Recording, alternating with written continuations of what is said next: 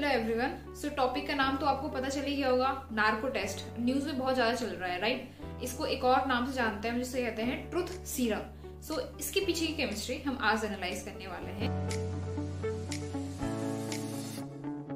तो एक कंपाउंड होता है जिसका नाम होता है सोडियम थायोपेंटल। ये एक मेंबर है बार्बिचुरेट फैमिली का, जो कि जिसके अंदर एनेस्थीसिया वाले कंपाउंड्स आते हैं।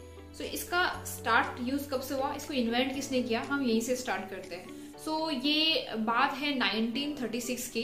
ओहायो में दो केमिस्ट इस पे काम कर रहे थे, पेन किलर पे वो डिस्कवरी कर रहे थे। लेकिन उन्होंने जो लास्ट में जो उनको कंपाउंड मिला, दैट इज सोडियम थायोपेंटल। अच्छा खासा पेन किलर था, लेकिन प्रॉब्लम ये थी इसमें कि इसको बहुत हायर डोज में देना पड़ रहा था किसी पर्सन को, ताकि उसका पेन क्या हो खत्म हो सके। और हायर डोज में ये बहुत सारे साइड इफेक्ट कॉज कर रहा था, तो उन्होंने इस केमिकल को वहीं पे गिव अप कर दिया।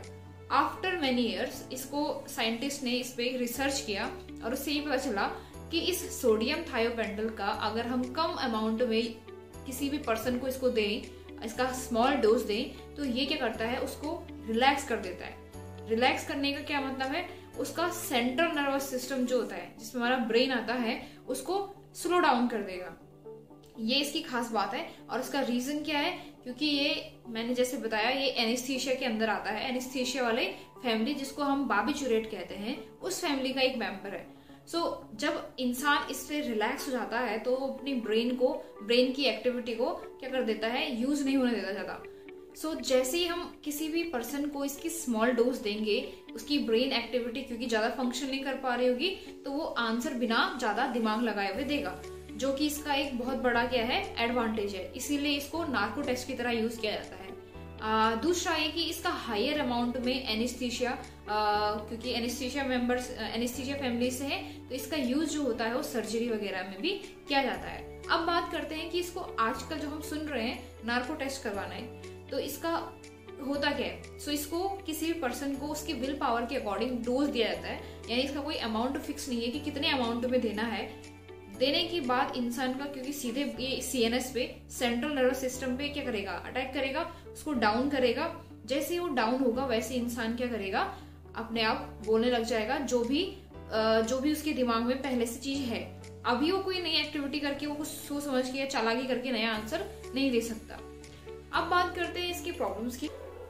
तो प्रॉब्लम क्या है इसकी, तो जैसे कि आपने न्यूज में भी सुना होगा कि इसको जैसे सोचा वैसे करा दिया, ऐसा वाला टेस्ट नहीं है। इसको पहले अथॉरिटी के थ्रू अप्रूवल मिलना पड़ता है, तभी जाके हो सकता है। तो इसका रीजन क्या है, ये पर्सन के लिए अच्छा होता है या बुरा होता है, तो ये हम देखने वाले हैं इसमें। सो एक्चुअली जैसे कि उसने ब्रेन पे जो ये फंक्शन करता है, वो उस इंसान के लिए अच्छा नहीं है, क्योंकि आगे चल के उसकी मेंटल एक्टिविटी पे इफेक्ट करेगा। कितने लंबे टाइम तक करेगा, इसका कोई लिमिट नहीं है।